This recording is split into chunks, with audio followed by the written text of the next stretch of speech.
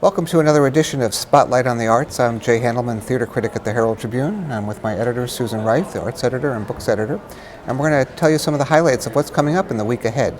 So, Susan, why don't you get us started? We've got a very busy week. It's a busy week. It's the third week of February. There's more going on than any person could get to in any amount of time, even if they really wanted to and had all the money in the world.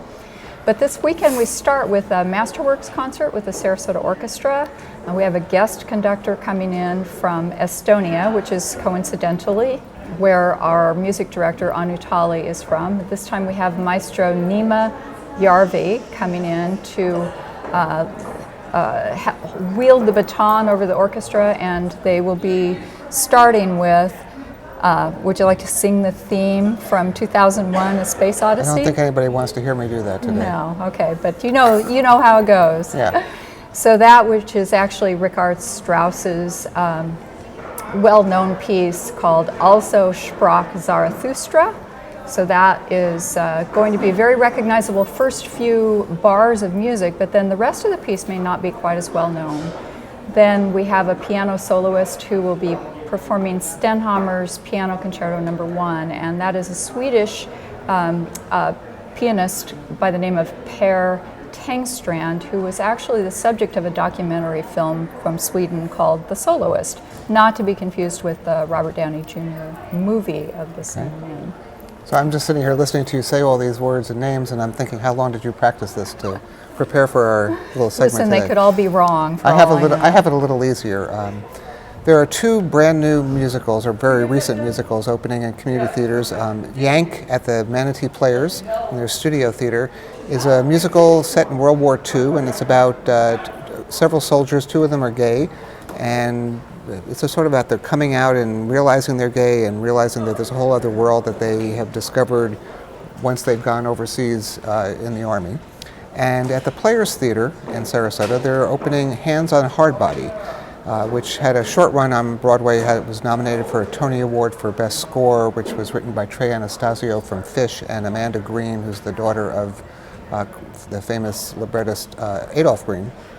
And it's about a group of people in Texas who are competing to win a pickup truck by keeping their hands on it longer than anybody else. There was a play, similar theme, at the Venice Theater a few years ago called Stand By Your Van. But this is a musical, and it's sort of apparently a pop country western score, and I'm looking forward to seeing those. It'll be interesting to see how they keep it a little active if people have to keep their hands on the truck the whole time. We talked to the director so people can read about that in our story. Find out about that. If you go up to the Ringling Museum of Art this weekend and walk around to the kind of back side of the museum, you'll see this beautiful new addition to the museum. It's got these beautiful terracotta tiles with this green and gold glaze on them. That is the Center for Asian Art, which has been under construction now for a couple of years. It's finally soft opening this weekend for members and anybody else who walks in, actually, but the grand opening won't be until May. But they have 3/4 of the gallery spaces are open in it, and it's contemporary Asian art. The pieces that will open later on will be more antiquities, and they're still building their collection of things that'll be there. So that's something to look forward to. It's kind of too bad this beautiful new addition can't actually be seen from the street. You've got to walk around to the back of the building to see this beautiful Well, it's a little hidden treasure then. It is, exactly. And very prominent once you get back there. Once you get back there. The Oslo Conservatory, the FSU Oslo Conservatory, is opening William Shakespeare's Macbeth, the new production, with all the second-year students. Brett Mack plays Macbeth, and Danielle Ranella plays Lady Macbeth.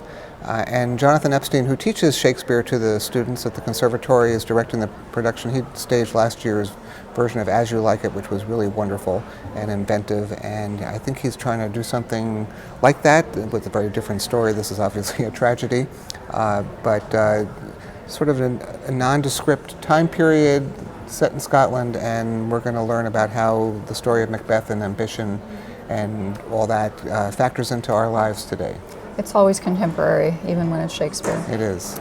And then for a little bit more contemporary writing, we have 2 poets in town this weekend for Winter in Paradise, which is kind of an early advance piece for our Poetry Live weekend that Florida Studio Theater and Bookstore One Sarasota have been putting together for the last 3 or 4 years.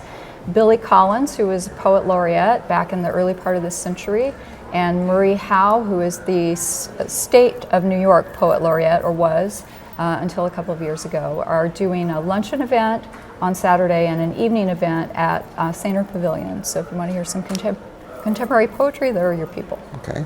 And if you want something very different, like the sublime to the ridiculous, Florida Studio Theater Cabaret is opening the latest edition of Laughing Matters. It's Laughing Matters Volume 5, Lock the Gates.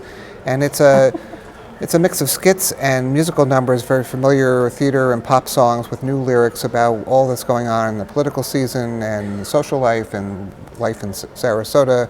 Mayor Willie Shaw is in it, Barack Obama, Hillary Clinton, Donald Trump. There's all sorts of things. They're going to be poking fun at the news and hopefully generating some laughs with that. They have plenty of material to work with this political cycle, don't they? It's good to laugh at it. Yeah. What else can you do?